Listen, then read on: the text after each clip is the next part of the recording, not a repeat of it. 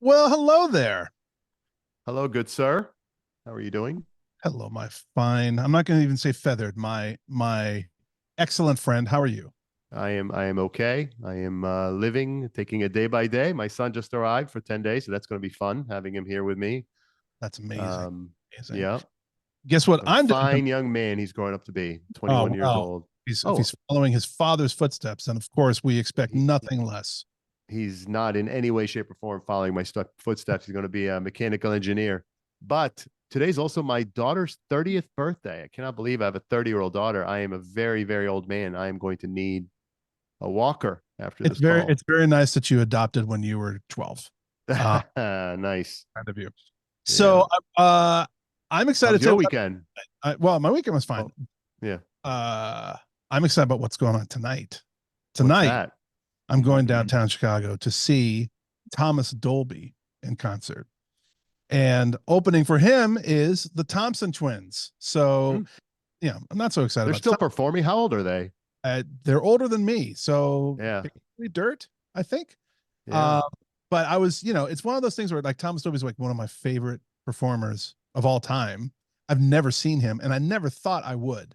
So it's just kind of amazing. So, Chris, Wow. about They you, used but to have really long hair, right? The Thompson twins used to have long hair. Am I right? Or am I mixing them up with someone?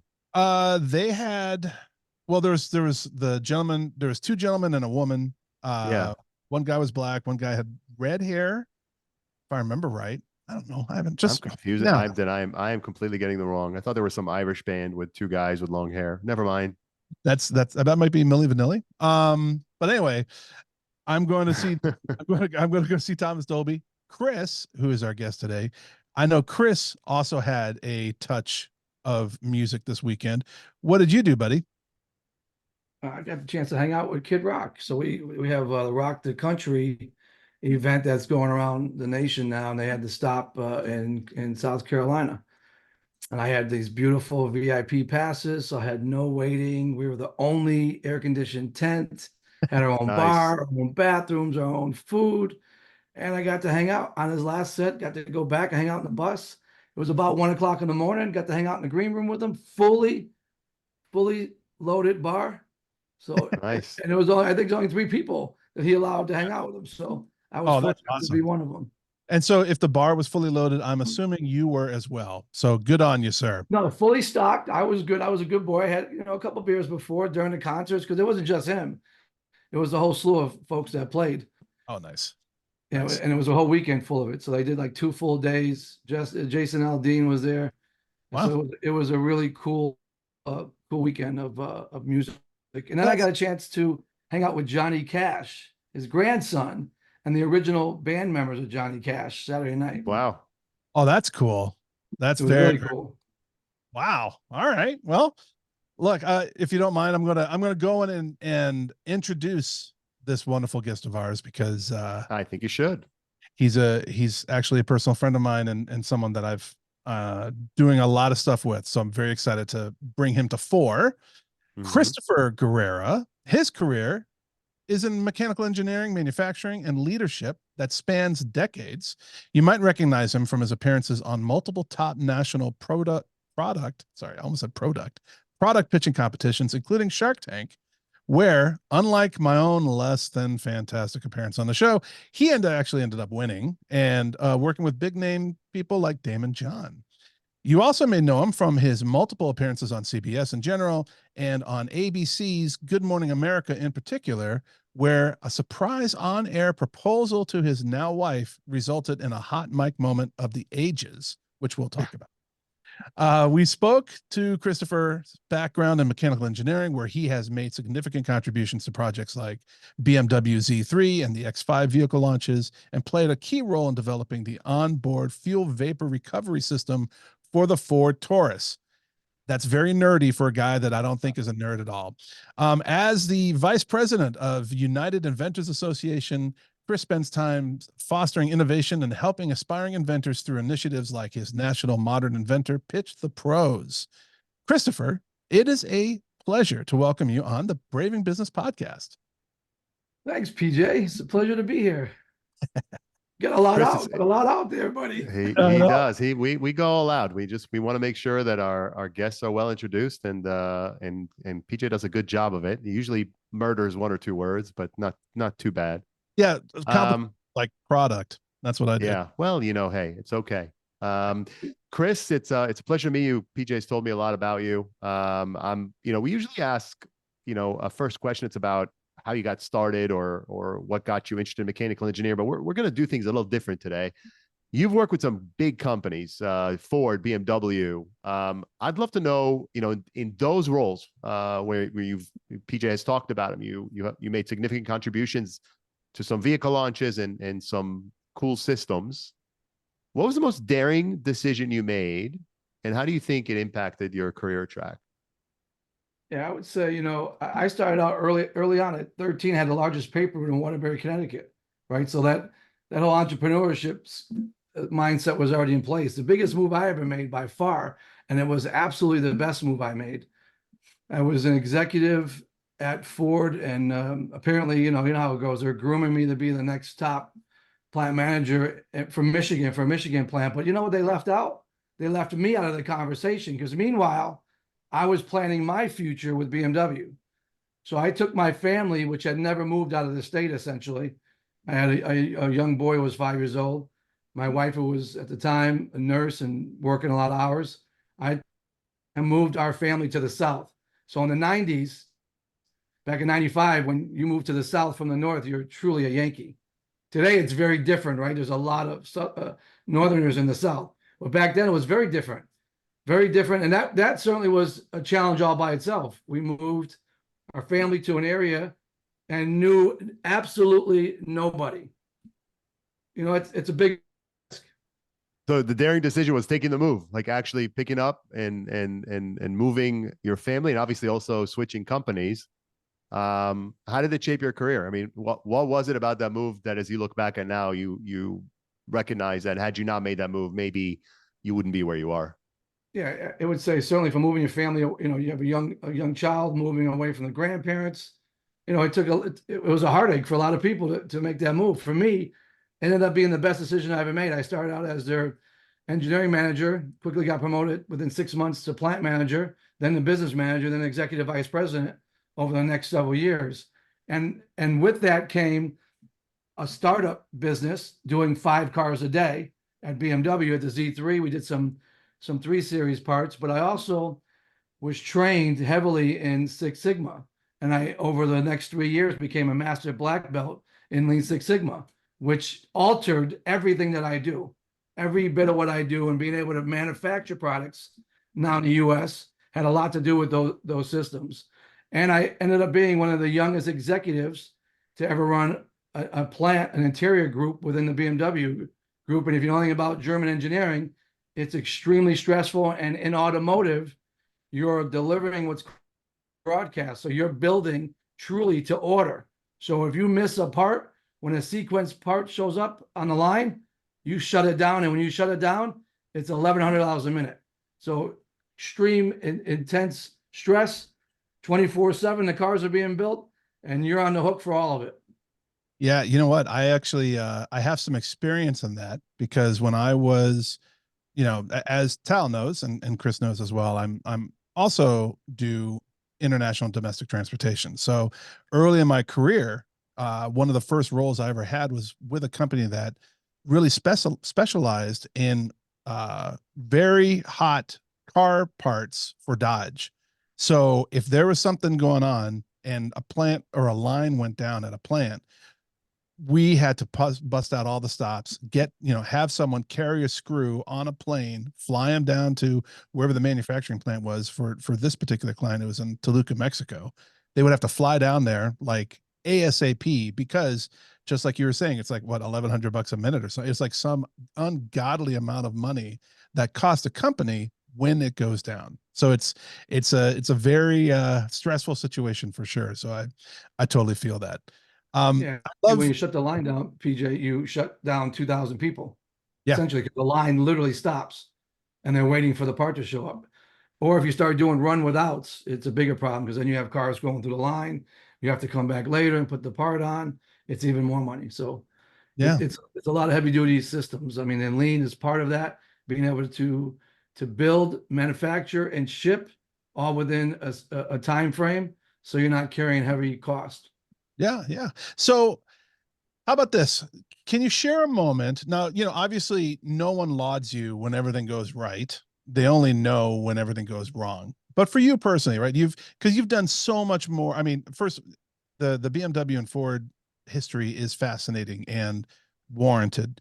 But you've also done just so many other things that are so cool. Your modern inventor, the things you're doing with Co-Create in Vegas, all your TV appearances, because you're now a bona fide star.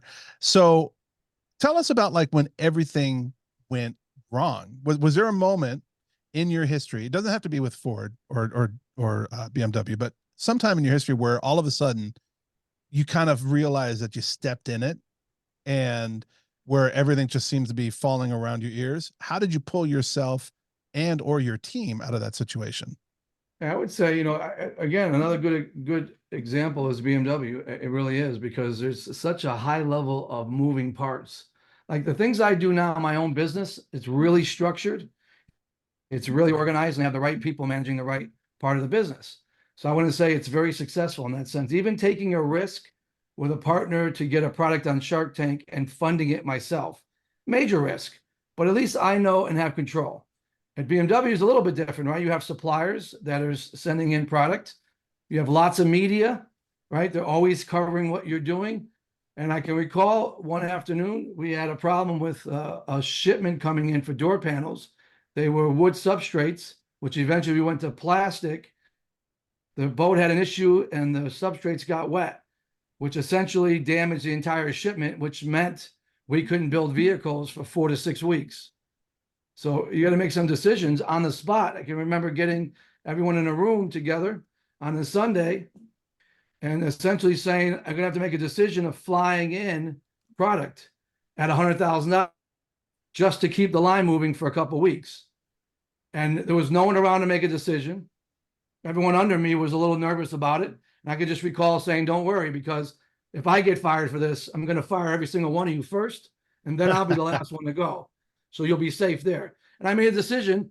I was in an executive role. I didn't get corporate, which the group buyers to sign off on it. I made it. I had no choice.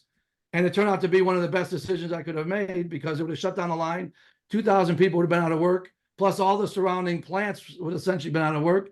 And the media coverage, the negative media coverage, would have been insane. So I can remember spending, 7 days that week working around the clock to make sure that didn't happen. And that's one of as many positive things that I did, that being a negative, we turned it into a real positive and basically saved a day, because we ended up continue shipping, and no one even knew what was going on other than a small group of executives.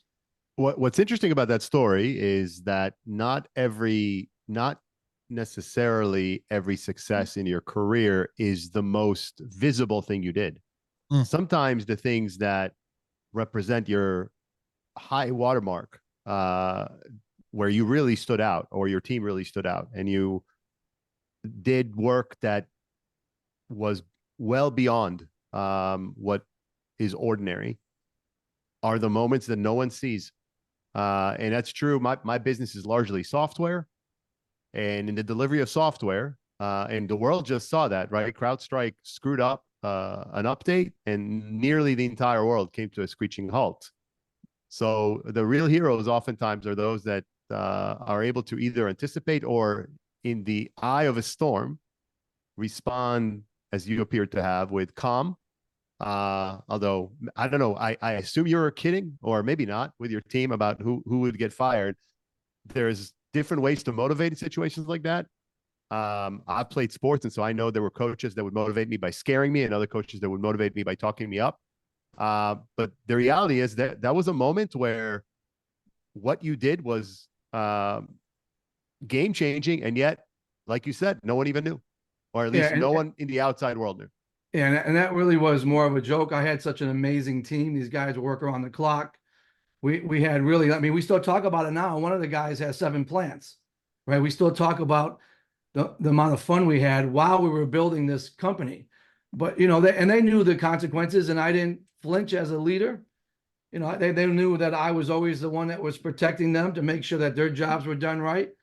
And end of the day, it had to be made. A decision had to be made, and I made it. There's no one else that could take credit for that or that hit. And I can remember getting a call on Monday from the CEO of BMW, and actually, I'm friends with the president of BMW now, and the quality director, you know, over 40 years now. But that moment was really, for me, another career changer, because they looked at my ability to not even miss a beat and make a decision. I mean, when you're producing that many cars and your bottom line nets 2.1 million profit, $100,000 like buying a cup of coffee.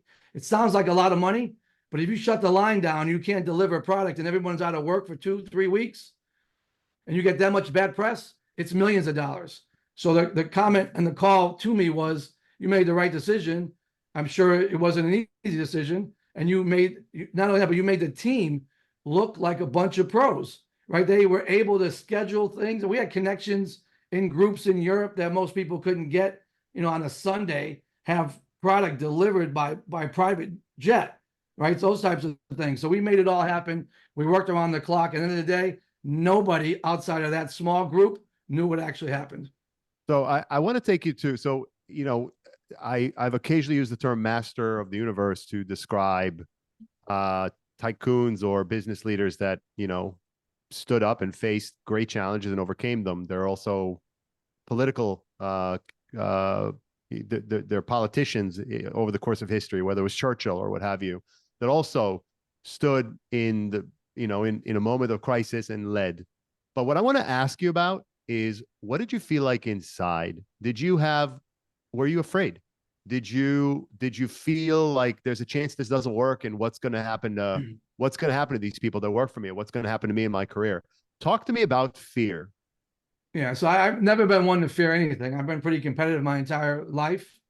You know, everyone has a little, you know, when you come up to the bottom of the ninth, bases loaded, I want to be in that position. I want to be the guy that gets the home run or the hit to win the game. I've always been like that from early stage of my career. So this was just another one of those moments where I felt a decision had to be made. It was the right decision. It was well thought out. The back end of the decision by not making it would have been catastrophic for everyone, including me. And at the end of the day, it's just a job.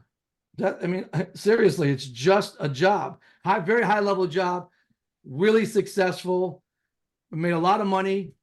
But at the end of the day, I made a lot of good friends, a lot of family members that became really close to me over the years. And to be able to take that with me in the future was more important than any decision. But I knew I was making the right decision. Yeah, do you have butterflies? Sure, I've got a little baby, right, with me. I got a kid at home type of thing. They got families. Could have been catastrophic. But at the end of the day, I knew I was making the right decision. We had to keep the line running. And I got more praise for that decision than probably anything I've ever done at BMW. And I did a lot of good things at BMW. But it's one of those moments, those aha moments where people, you know, the folks that worked for me for those years use that type of leadership skill set throughout their entire career now. So it was a good learning experience for everyone. Sure, sure. Well, you know, that's quite the position to put yourself in. That there's not a lot of people that have that intestinal fortitude to want to be the person, knowing that wants to be the person at, you know, at the plate, bottom of the ninth, knowing that there's so much hanging on that, because not just you, it's everyone else that's involved and that's going to be affected by whatever decision is made. So, I mean, that talks a lot to your intestinal fortitude, which is awesome. When you are, so taking a step back, when you're looking at scaling business, right? So what we have on this show a lot of times are we have a lot of entrepreneurs and a lot of people aspiring to be an entrepreneur who, you know, we all love success stories. We all love, you know, when everything works out right. But as entrepreneurs, we all don't share in that. So what we do share in is failure. And what a lot of people get from our podcast is that they can see how really successful people have been down in the mud like them, and then they get out of it. So keeping that in mind, scaling a business is definitely a tough challenge, right? This is whether it's someone like BMW or whether it's your own products that you're pitching on Shark Tank, whether it's your Modern Inventor series or Modern Inventor company, which is kicking ass right now. But there's all there's always tough challenges. What is a more unconventional strategy that you might have brought to bear that you've used to successfully scale a venture of yours? Yeah, I think it always comes down to business and structure, right? When I hire people, I hire my weaknesses. I know it's hard to believe that I have weakness. I do. Okay. So I always make sure I hire them, right? I always hire business athletes, folks that understand what it's like to be on a team and to really be good at one element and maybe not at something else, right? You know, I batted fourth. There's reasons why I bat first, right? Second, ninth, there's reasons. And that's what makes it collectively important. So when you scale your business, you have to look at it that way. For me, it's always structure. You have to have structure. If you don't have the right systems and the right people, all you're doing is introducing more work with more problems that eventually will collapse on you. So I see a lot of folks who have good business skills, but don't know how to scale it. Well, so everything you said, I agree with, but it was as conventional as it gets, right? And the question was about something unconventional. Now, maybe there isn't one. Maybe in your book, and that's nothing wrong with that. It really is about doing the fundamentals and doing them really, really well. There's no magical thinking, and there's no, abracadabra. It's just doing the work and doing it well. But can you think of something unconventional that you've used to scale a venture? Some off the. I mean, obviously, you went to Shark Tank. That's unconventional in and of itself. Yeah, you know what? Tell us about how you came in and won at Shark Tank, because I didn't, so I would like to hear this. But also that is actually pretty unconventional. So share that story if you Yeah, want. I would say it's unconventional, but for me, it's not, right? Because the way I operate, I'm organized, I'm structured, I'm spending my own money. So you know that. I mean, my wife said, "You're crazy." I had somebody call me up, show me their product, and basically I liked it. But she had no money. She had nothing but a product that she developed. It had been sitting in her garage for 8 years. So I said, okay, I'll take a look at it, send it to me. Immediately, I saw the vision of where I wanted to take it, right? So I started with, okay, Shark Tank is an avenue. Let's get it on TV. Start by getting on TV. Let's get it on Amazon. Get it on Amazon. Got a chance to get it on Walmart. Walmart said to me, I was at Bentonville.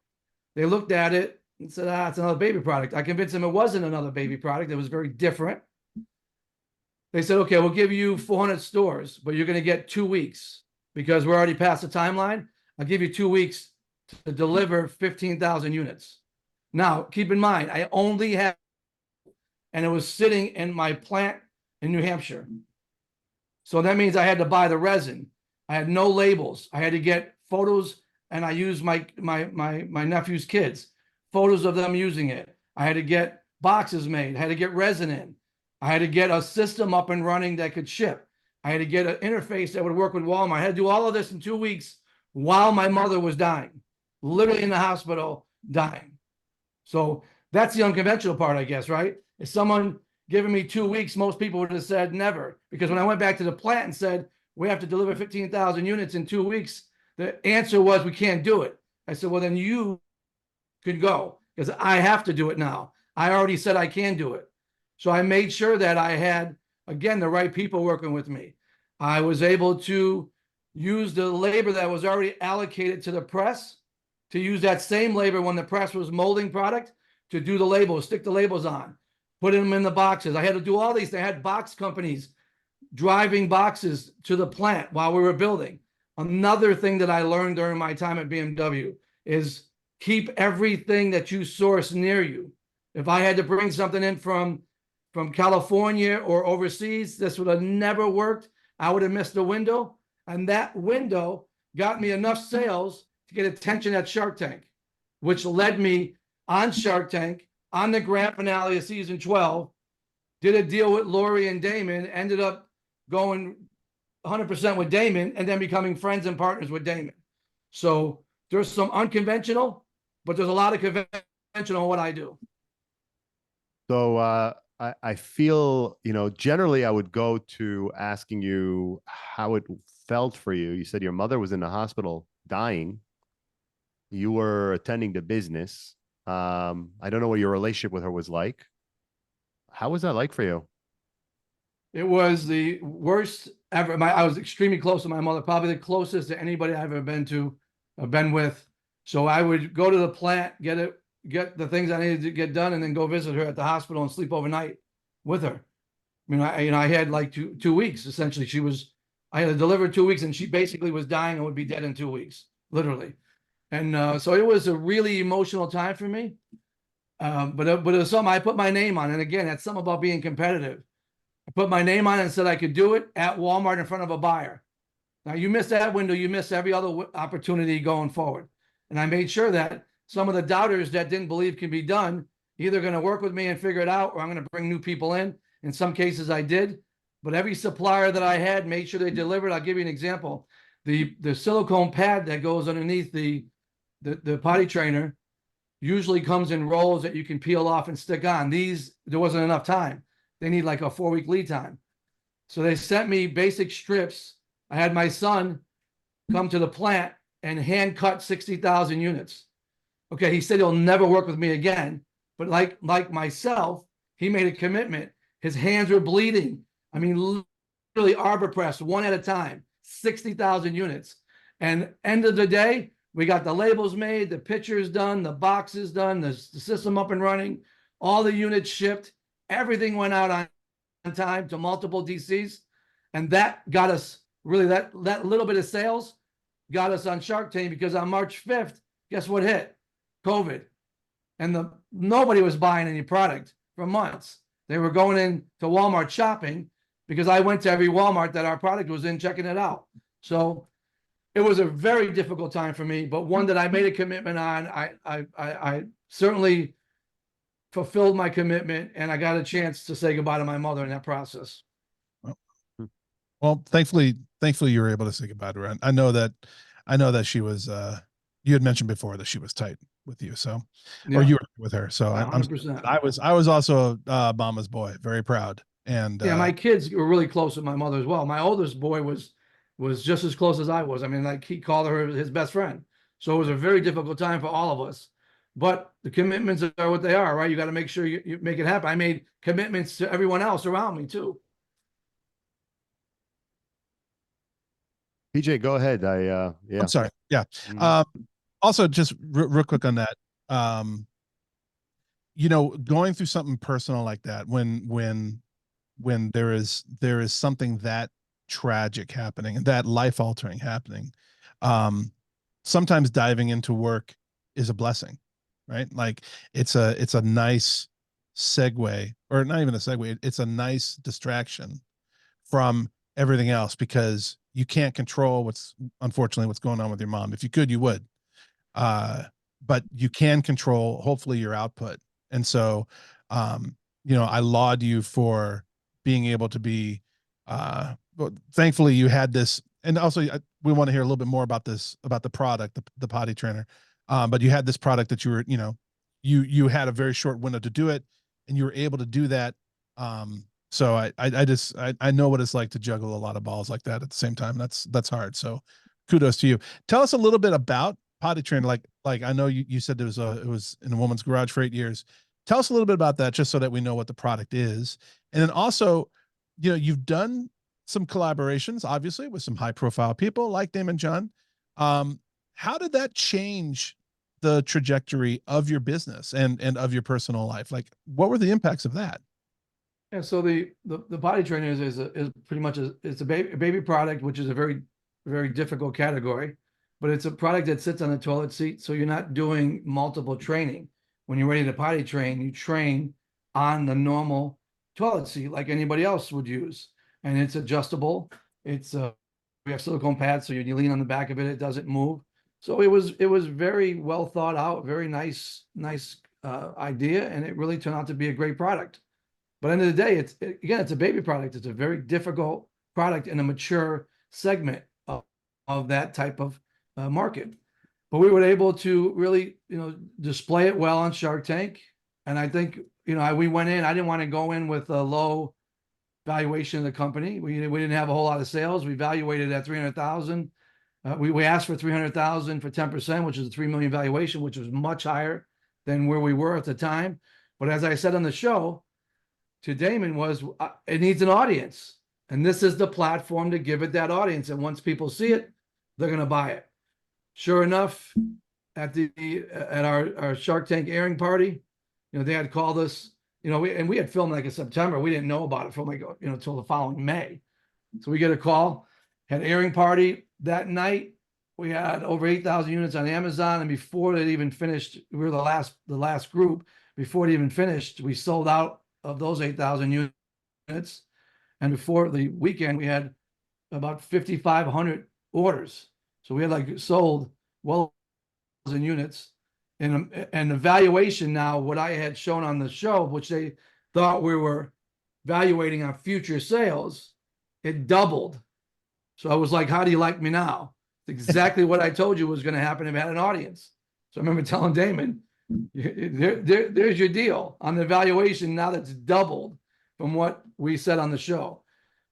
So it's one of those things where great product led me to a great guy like Damon, and he does a lot of stuff with us. He does the shows. He came to Greenville and did a whole pitching event with kids for a charity event. We went to CES.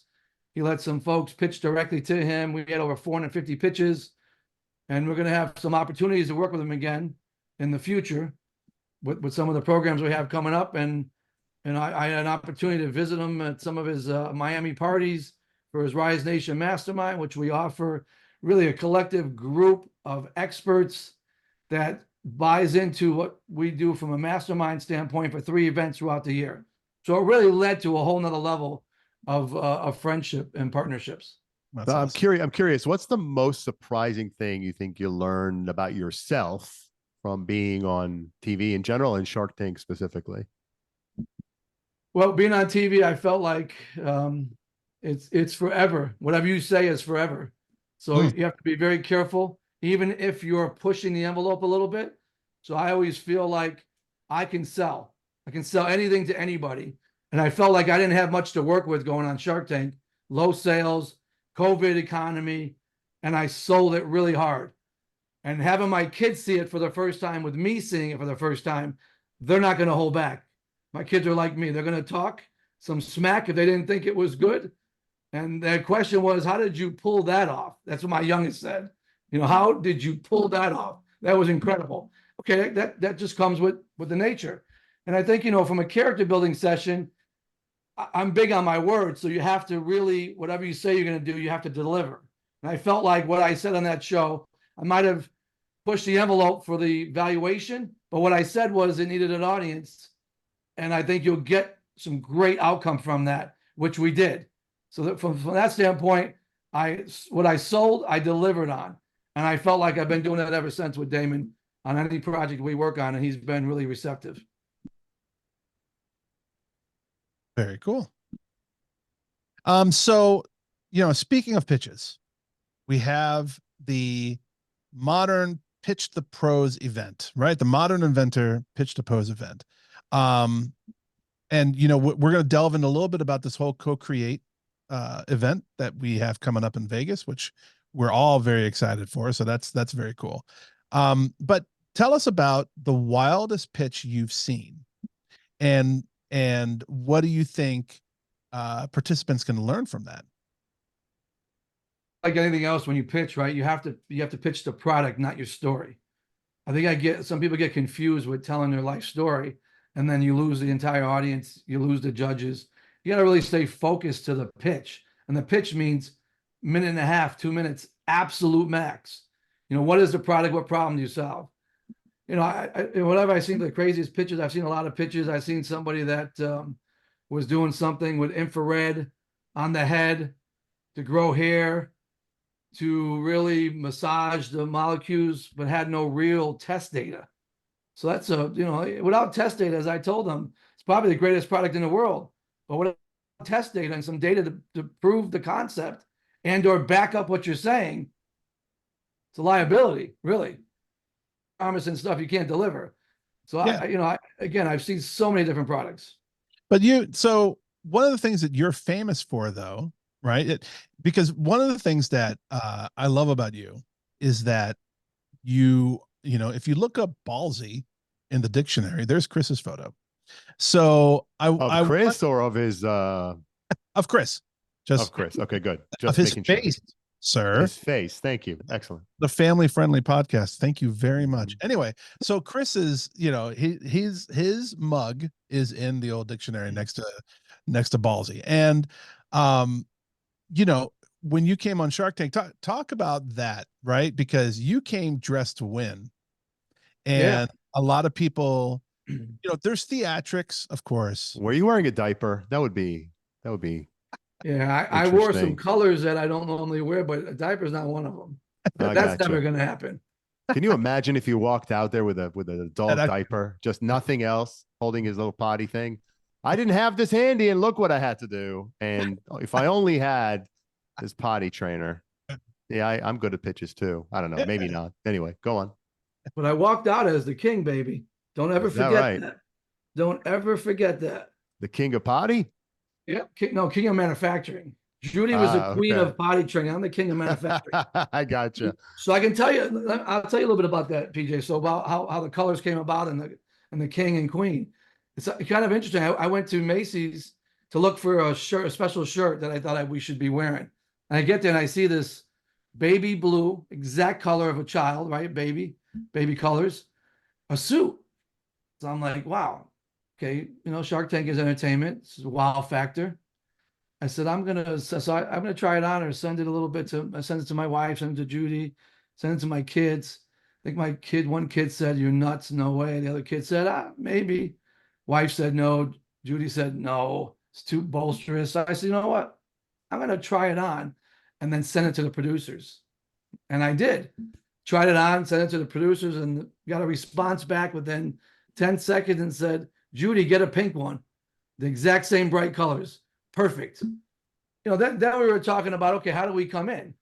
Right? If I'm king of manufacturing, she's queen of potty training, I wanted to be carried in like Caesar with music playing on these big chairs, but it was COVID. Nobody could come in.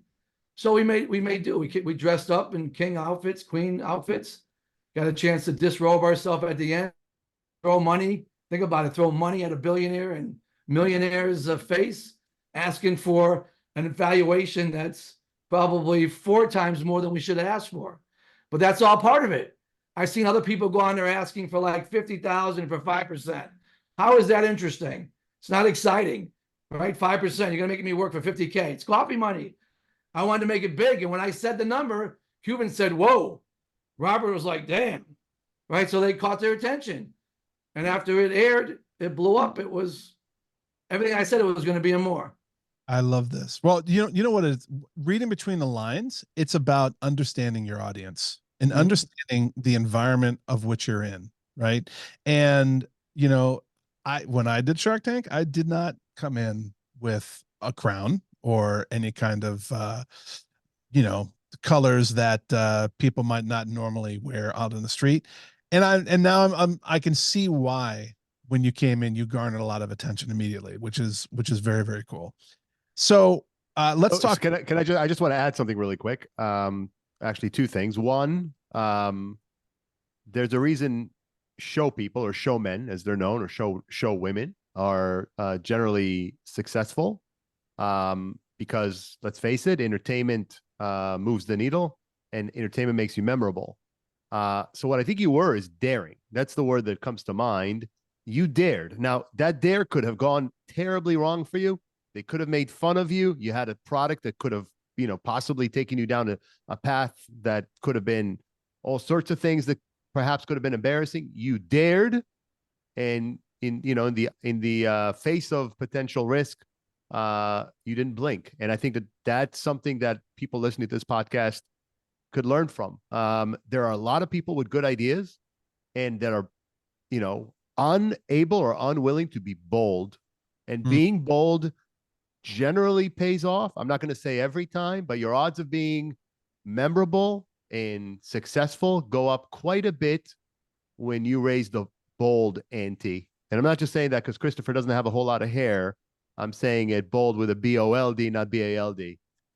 Anyway, I just thought I'd say that, PJ. Go ahead. Oh, no, I love it. Like you got to own it, right? If you're going to do it, own it. And that's it. I think that's Chris's mantra, basically. Yeah, and I think just to add to that, right, you got to have some confidence. You got to be able to deliver it. You can't just go up there and throw a pitch out. You got to deliver with the confidence. And when they ask some questions, You know, I probably didn't have all the answers, but I was able to deliver the right answer and show them that I was credible. I think Yeah. that's also a really big aspect of it. You're not BSing anybody. You got some strong credibility behind what you're delivering. Yeah, no, that's awesome. So tell us about this event that's coming up September 4th, 5th, and 6th at the Paris Hotel in Vegas. This co-create with Co-Create 24, which you own Modern Inventor. So tell us a little bit about your company, but also tell us about this event in Vegas, because you're doing this in conjunction with Alibaba.com, obviously a large player in the manufacturing and fulfillment side of things for the world. How did all this come about? Tell us all about it. And PJ, don't be shy. I think you're going as well, right? You've got a little bit of a role, right? I am. I'm actually going to be one of the judges, so I There you go. get to put, people through the ringer when they're bringing me their dreams, their hopes and dreams. I get to make them feel like, no, I'm just kidding. I'm gonna be as usual. But tell us all about it, man. So it's September 5th and 6th in Vegas at the Paris Conference Center, Paris Hotel. It's going to be the largest pitching event of the year. So with my Modern Inventor company, we also have a trademark program called Pitch to Pros, part of the education. We do a full line of launching new products. We look for licensing, and we do all the media and television. But with this program, we do it around all year long, around some of the national trade shows, universities. A couple of years ago, we got invited to be keynote speakers, got to know some of the executives at Alibaba, and they actually saw us do a lot of the pitches at CES. They thought this would be a great opportunity. So we decided that we would do a celebrity judging panel, which I can't really announce the names until next week, because after the Olympics get announced, which I'll be heading there tomorrow, they're going to do a full PR announcement on all the judges. But essentially, we're looking for the best product in the world. I'll be looking for products in Paris. We'll be doing live events in Paris. We're going to take 15 entrepreneurs and put them on a massive stage with just about 2,000 people in a conference center with over 7 million live streaming around the world, and give them a chance to pitch to industry experts, folks that are in Entrepreneur Magazine, that do retail, that are marketing celebrities, that are part of Shark Tank, that also do programs like Kickstarter. So really big names, high level. You get an opportunity to pitch like you've never been able to do before. Big, massive stage, massive television screens. It'll be a once in a lifetime opportunity. All of it will be filmed. All of it's being recorded. Now, if you don't make that cut, I think we've already got 50 products. We're looking for 100, which we should be getting some more this week with a lot of PR and announcements that we're doing.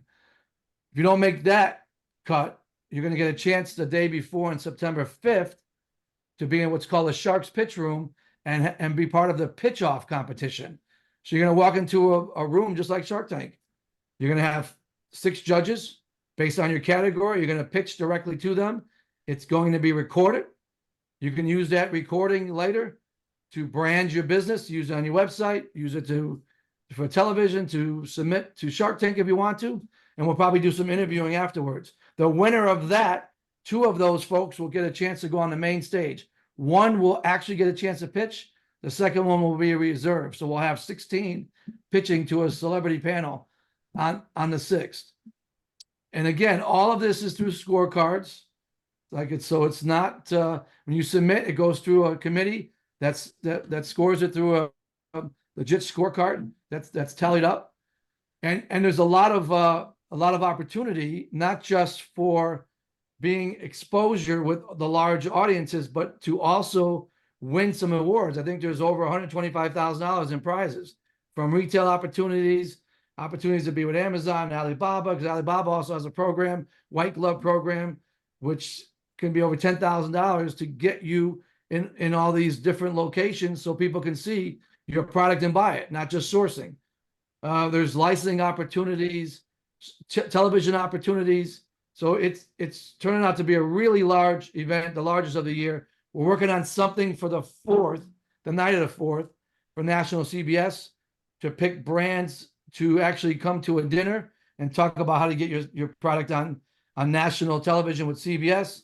Then we have opportunities to get them in regional locations with Fox, CBS, and a TV program, largest one in New York, called PIX 11.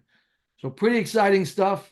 And within that, within those pitching opportunities, there's 2 days of full education of what Alibaba can do for you, how to source your product, how to find manufacturers, how to market it, how to pitch it, all of that within the 2 days, all in Vegas.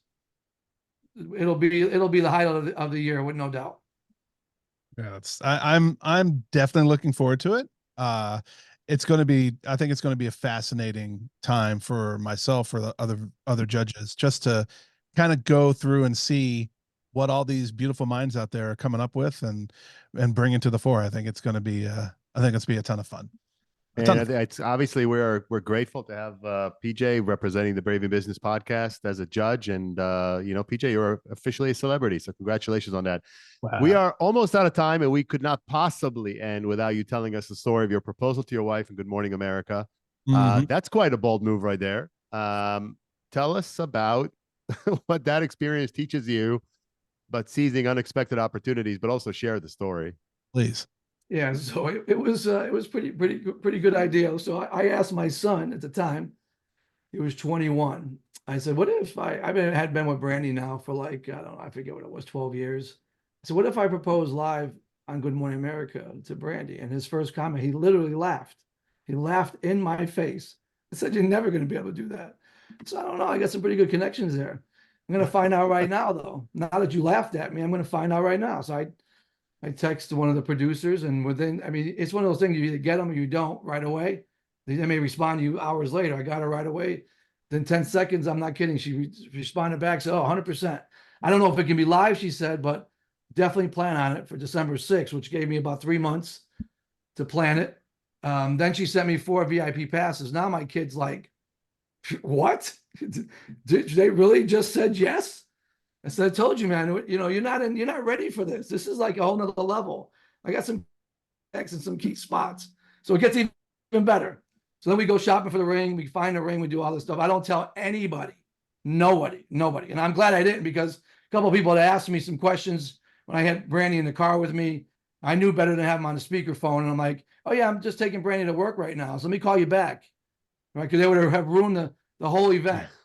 So finally we get this whole thing, fast forward, it's December 6th. I get, I had been talking to them throughout, but I get a call at 3 o'clock. They're talking to me how they want to do it.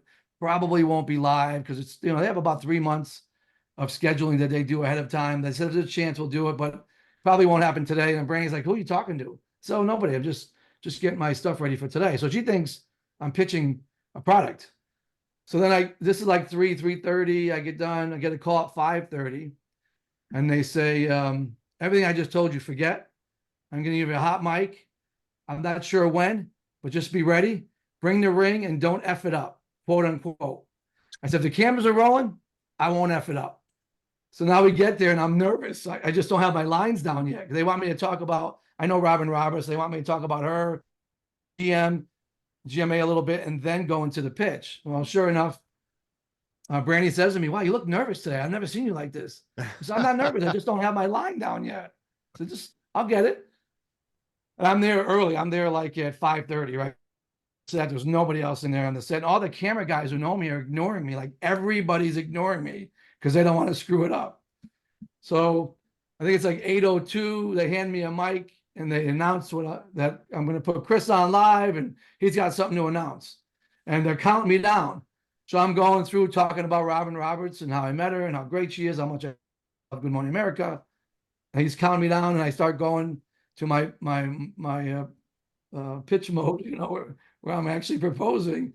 I go to give the mic to Tal. He's like, I don't want that thing. I'm like, no, I have to get the ring out. Meanwhile, Brandy is confused. Like, she has no idea. Finally, I start proposing. I pull the ring out, and she's like literally in shock.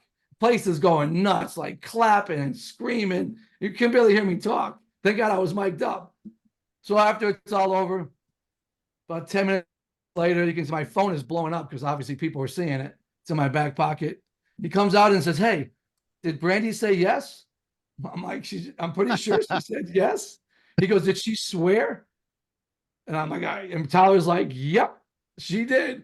He goes, yeah, man, they're trying to cut it on the West Coast in Europe. Apparently, she said, and it says they got confused. She said, "No effing way," because I was in shock. Like she couldn't believe it was actually happening. No, she didn't say effing. She actually said the word, right? Oh no, she said the word, yeah, on Right. national television with millions And of people watching. I'm sure her parents were so proud, and yeah, fantastic. What She a was story. so upset like all day, but somehow fast forward that day, Right. Robin texted me and said, "Oh my God, it was so great seeing you again." And they came back out to my house in August, like during COVID. They filmed the whole thing. We got a chance to say, when we were getting married, the date. It was on my late mother's birthday. So Robin Roberts made a big deal out of it on TV. So she made up for it. It was really, really, really cool experience. That's amazing. And she did say yes, but she did say no effing way. Which circle thinks yes. Well, I'll tell you what, talking about taking risk, if she had said no, that would have been worse than getting a no on Shark Tank, I'm sure. Our guest today, Chris Guerrera, has had an awesome career doing some incredibly cool things, both for big companies like BMW and for years now, his own stuff. He is incredibly entertaining. This has been a lot of fun. And I think, for those in the audience who are here to learn business lessons, what would you say? This will be the last question. You have to distill your entrepreneurial philosophy into just one bold piece of advice. I actually have a feeling I know what you're going to say, but one bold piece of advice, what would it be? Take the risk. Do it. You have to be present. I knew you'd say that. That's right. You have to be present, because I can tell you how the whole thing started with Good Morning America. I didn't want to do landscaping. I said, let's go to Manhattan. But before we leave, I want to go to Good Morning America set. Ended up meeting a producer. She wanted me to put me on TV. She put me on TV that day. I became friends with her, and the rest is history. Literally, the rest is history. All of that started with taking that risk, being present, and always making sure that you deliver what you say you do. Well, I think it's a t-shirt moment. Take a risk. Definitely something I would find to be very, representative of who you are. But you know what? You're not reckless, right? You take risks, but they're calculated risk, and you're prepared to do the work. And I think that that's a really, really important distinction. I would say to people in the audience, don't assume that taking a risk means being crazy. That's a very fine line between being someone willing to take a risk and someone that's reckless. And I don't think that Christopher's story is about courage and not recklessness. And I think that that's a really fine line that I would encourage people to pay some attention to. Chris, it's been a huge pleasure and a great honor to have you on. Keep on doing amazing things. PJ, I'm proud and a little jealous that you'll be in Vegas and I will not, but I'm sure the show will be amazing. I can't wait to see it. I'll live stream it, and continued success to you, Christopher. And thanks for being our guest today. Thank you, guys. Appreciate it. It's been a lot of fun. Thank you so much, Chris. We'll get you on again for sure.